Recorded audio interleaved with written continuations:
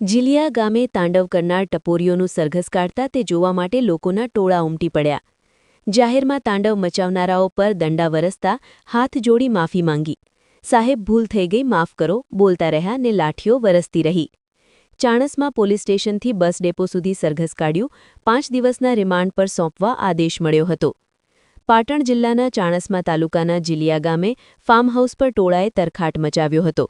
હથિયારો સાથે તોડફોડ કરી આતંક મચાવનાર ટોળકીના 18 શખ્સોને પોલીસે ઝડપી પાડ્યા છે. આ ટોળાના કારણે પોલીસે પણ 112 જનરક્ષક ગાડીઓ લઈને ભાગવું પડ્યું હતું. મંદિરના ફાળા બાબતે થયેલી જૂની અદાવતમાં આ હુમલો કરવામાં આવ્યો હતો. પોલીસે પકડાયેલા શખ્સોનું જાહેરમાં સરઘસ કાઢ્યું હતું. એટલું જ નહીં, જાહેર માર્ગ પર આરોપીઓ પર દંડા વરસાવ્યા હતા.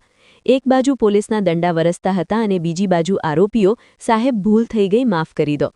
આરોપીઓને જોવા લોકોના ટોળે ટોળા ઉમટ્યા હતા. પોલીસે આ શખ્સો પાસે જાહેરમાં ઉઠક બેઠક કરાવી માફી મગાવી હતી.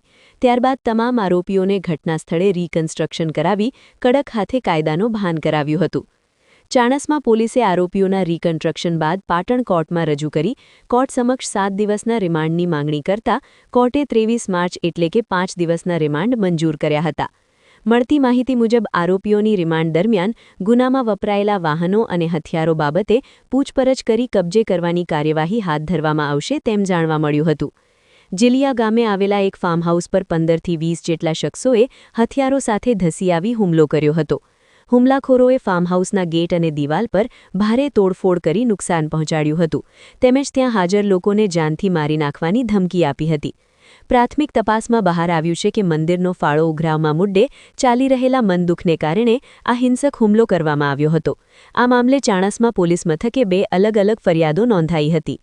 બનાવની ગંભીરતાને જોતા પોલીસે તાત્કાલિક કાર્યવાહી કરી મુખ્ય સૂત્રધાર જહુ શંકુ ઠાકોર સહિત કુલ 18 શખ્સોની ધરપકડ કરી લીધી હતી અને પોલીસ સ્ટેશનથી બસ સ્ટેશન સુધી આ માથાભારે શખ્સોનું જાહેરમાં સરઘસ કાઢવામાં આવ્યું હતું.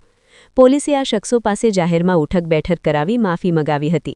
ત્યારબાદ તમામ આરોપીઓને જીલિયા ગામે ફાર્મ હાઉસ પર લઈ જઈ ગુનાનું રીકન્સ્ટ્રક્શન કરવામાં આવ્યું હતું અને 1 અશ્વિન શંકર ઠાકોર ઉંમર વર્ષ 31, 2 સંદીપ જસવંત દરબાણ ઉંમર વર્ષ 27, 3 રણજીત પથુ ઠાકોર ઉંમર વર્ષ 32, 4 મુકેશ કલ્યાણ ઠાકોર ઉંમર વર્ષ 27, 5 કીર્તિકુમાર ઉર્ફ ટીના ઠાકોર ઉંમર વર્ષ 32, 6 કિશન કનુ ઝાલા ઉંમર વર્ષ 26, 7 કરણ દિલા ઠાકોર ઉંમર વર્ષ 24, 8 વિપુલકુમાર વિનોદ ભીલ ઉંમર વર્ષ 31, 9 રણજીતસિંહ લક્ષ્મણસિંહ દરબાર ઉંમર વર્ષ 35, 10 સંજયસિંહ મફતસિંહ પરમાર ઉંમર વર્ષ 30, 11 મધારસિંહ સોમા દરબાર ઉંમર વર્ષ 28, 12 કરણસિંહ વિક્રમસિંહ ઠાકોર ઉંમર વર્ષ 25, 13 વિક્રમસિંહ અમરસિંહ પરમાર ઉંમર વર્ષ 35, 14 અજીતસિંહ કલ્યાણસિંહ ઠાકોર ઉંમર વર્ષ 26, 15 જહાં ઉર્ફ જહુર શંકુ ઉંમર વર્ષ 50, 16 ભરત લક્ષ્મણ ઠાકોર ઉંમર વર્ષ 32, 17 ભાઉ બાબા ઉંમર વર્ષ 33 સહિત નાઓને ઝડપી લીધા હતા. જીલિયા ગામે બનેલી ઘટના સંદર્ભે ઝડપાયેલા કુલ 18 આરોપીઓ પૈકી જહાજી ઉર્ફ જહુરજી વિરુદ્ધ બાલીસણા તથા Patan city B division police મથકે ગુના નોંધાયેલા છે. તેમજ રણજીત પથુજી ઠાકોર સામે સિદ્ધપુર, સરસ્વતી અને વિસનગર પોલીસ મથકોમાં ગુનાઓ નોંધાયેલા છે.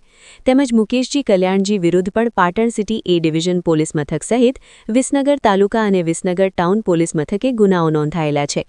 તથા કીર્તિકુમાર ઉર્ફ ટીનાજી ઠાકોર સામે Patan city B division police મથકે ગુનો નોંધાયેલ છે. વિપુલકુમાર વિનોદજી ભીલ વિરુદ્ધ Patan city B division police મથકે ગુનો નોંધાયેલ હોવાનું જાણવા મળ્યું છે. બ્યુરો રિપોર્ટ, સમય 24 ન્યૂઝ, પાટણ.